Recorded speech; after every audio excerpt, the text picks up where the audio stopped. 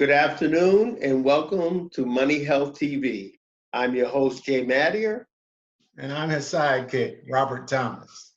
And what we're going to do, we're going to follow up from last week's show and look at alternative financing programs.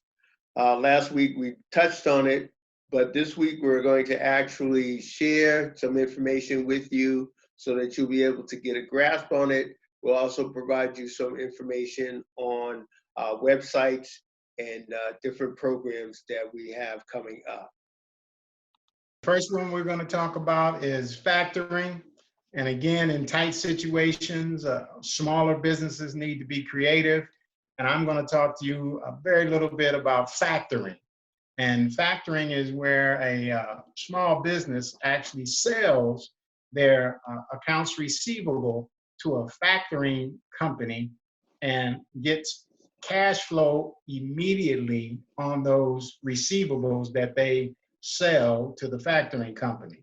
And in many cases, you can get anywhere from 70 to 90% of the value of that receivable. And for a small business, it's better, or I should say, it has its advantages as it relates to the credit worthiness of the individual or the business that the individual owns. So it allows you to keep things moving.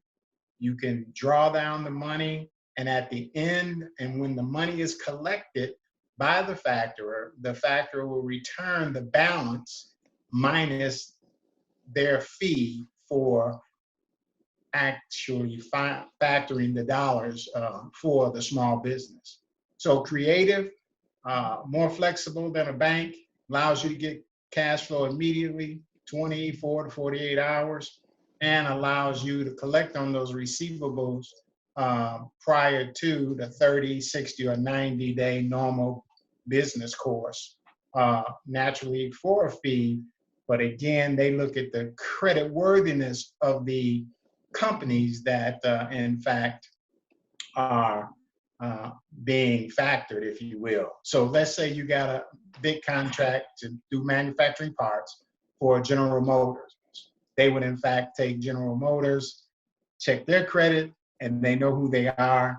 So that's what they check, not the business or not the individual. I think it's very creative and good use in these times. Mr. Mattier? The next one would be leasing. Leasing equipment can be a good option for business owners who have limited capital or who need equipment that must be upgraded every few years.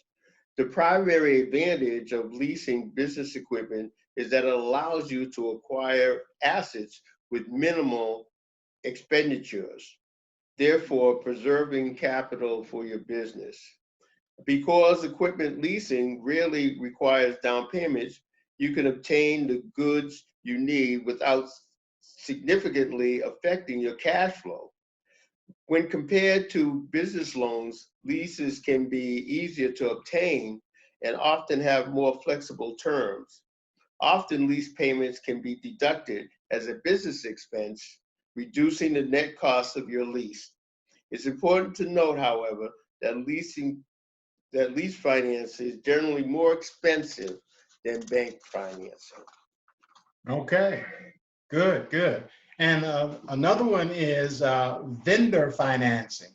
In many small businesses, they receive their product from a manufacturer, and that manufacturer or vendor who they get supplies to do or develop their final product. It's a creative conversation that you can have with the vendor, and you can work out a situation where you can extend the terms, if you will, for a particular large order. So you secure a contract again with a Ford Motor Company, let's say, and that particular order is $500,000. Well, you don't have $500,000, but because of that $500,000 order that you now secure, you can go to the vendor that provides you the parts to make your final part and actually work out a deal with them to either extend the payments of the order or to actually extend the terms. And then based upon you being a new company, once that is paid off, you can actually go and have further negotiations as it relates to time and terms of a particular relationship with different vendors. So something to think about in these difficult times. Next, we have credit cards. Credit cards can be an acceptable form of funding for businesses, especially if you're a startup. Typically, you want to understand that you won't want to get too involved in debt, but you can use it as a tool to kind of float things until you get your receivables in or that you collect cash. The disadvantage is it has a definite repayment source and it is a credit card, so it will be a little higher interest. But as a last resort, we don't recommend getting into credit card debt, but as a last resort or for a startup, it is a good term, a good way of funding. And then the next one is more likely going to be the new kid on the block, and something that's coming to fruition. We talked about it a little bit last week, but you're talking about crowdfunding. And with crowdfunding, there are different links that will in fact allow you to connect with an organization that will help you with their particular method. And there are several methods out there, but in peer lending and crowdfunding, you're gonna go to these lending sites and you can in fact determine which one you wanna use. And we've listed on the screen a few for your note-taking, but you actually have Kickstarter funding, you have prosper.com, kiva.org, peer backers, Kickstarter as mentioned, you have Kiva and others out there under crowdfunding. So if you go to Google, look for crowdfunding, it'll give you a list of multiple websites that you can tap into to actually use technology to grow. And experts say that by 2025, that this particular method of funding will be very, very competitive for smaller businesses and reach an industry high of about $300 billion. So look forward to this new technological partnering of smaller people to grow funding for the smaller business, say 50 employees or under. So next, we're going to look at government loans and some other alternatives.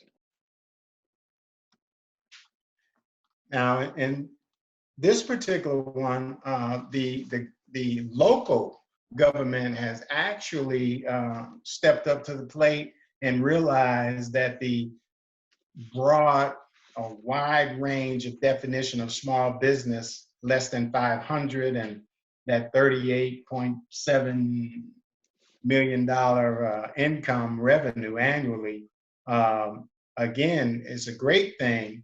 However, by the time the smaller people make their application with a bank, because it was a joint application, that you would in fact, those funds would be tied up, or the process would be a little bit longer than need be if you needed money earlier than we've described with some of the other alternatives. So our local government, bless their souls, came up with the COVID-19 Small Business Emergency Stabilization Loan Fund.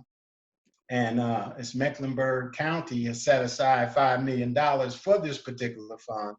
And it works for businesses with up to 50 employees. So again, narrowing that gap and making sure money is available for people who fit in that category.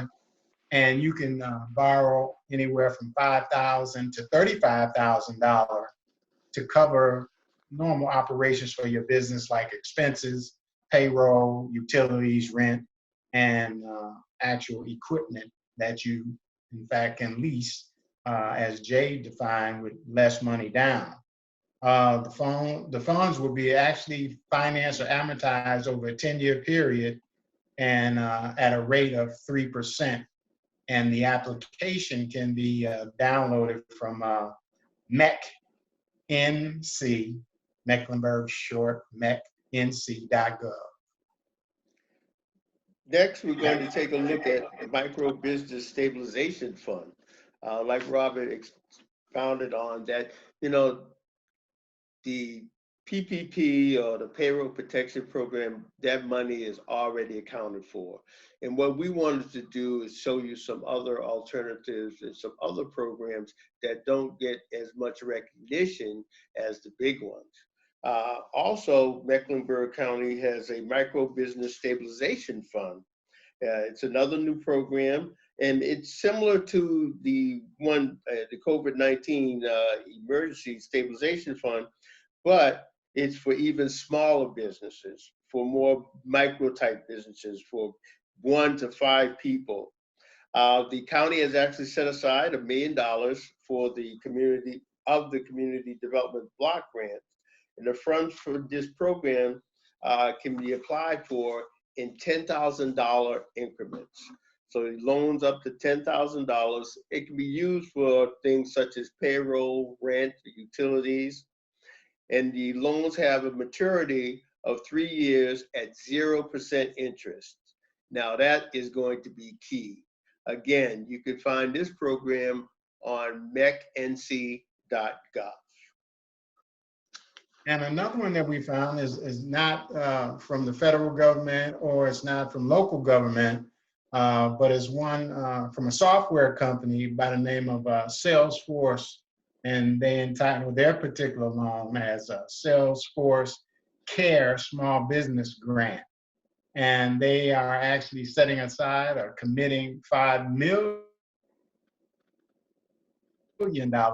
and they plan to give out 500 grants for $10,000 to small businesses that have been affected by the COVID-19. And we are showing you their website, and you'll get the notification when that's out. And I'll just say it, even though it should be on our screen, that it would be essentials.salesforce.com/form/small business grants. And that'll get you to it. And that's a particular company that's actually giving out money. And I would say go to that website, get there, because if there's only 500 grants, a lot of people are going to be applying. So make sure you get your submission in. Next, we have the North Carolina COVID-19 Rapid Recovery Loan Program.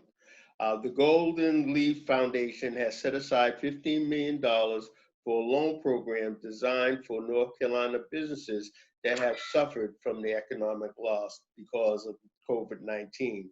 Businesses can take out loans up to $50,000 with 0 interest and no payments for 6 months. There is no cap on the number of employees applying business must have. And if you look at our screen, we actually have the website there. It's the NC COVID-19 Rapid Recovery Loan Fund. It is http://ncrapidrecovery.org. So if you take a look at that, there's another program for you to get involved with. And again, big corporations are looking to contribute their part. And so Facebook has designed the Facebook Small Business Grant Program. Facebook is actually offering $100 million in cash grants and add credits to small business nationwide that employs between 2 and 50 employees. Again, narrowing it down to make sure that the full gamut of small business and micro businesses, and again, there's a difference, and don't want you to get locked into trying to fight for some dollars that's not there. Again, I repeat, is there, but you can't get it because so many are in front of you. But these particular alternatives will allow you a chance, and you can get information from what you see on the website. Again, http colon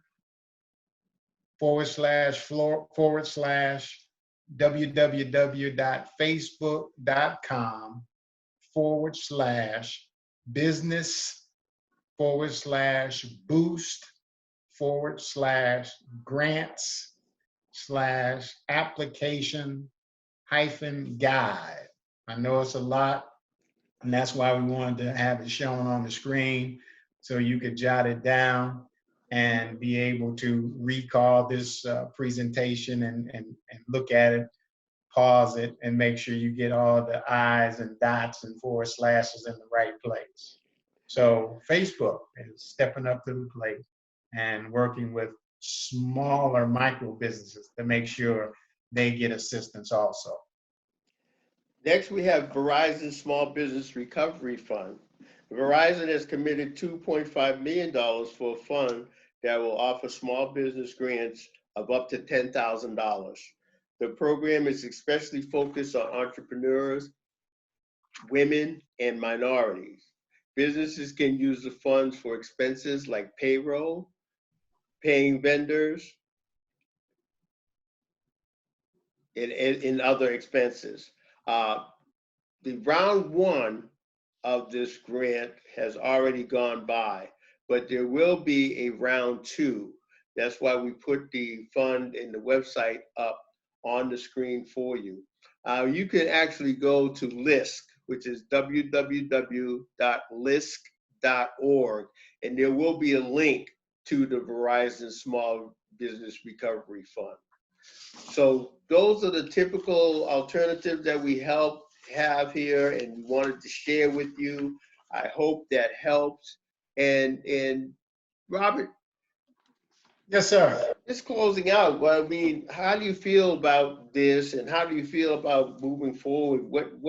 What should we do, and what should people look for, or what should people look to other sources for, and how can we make things better?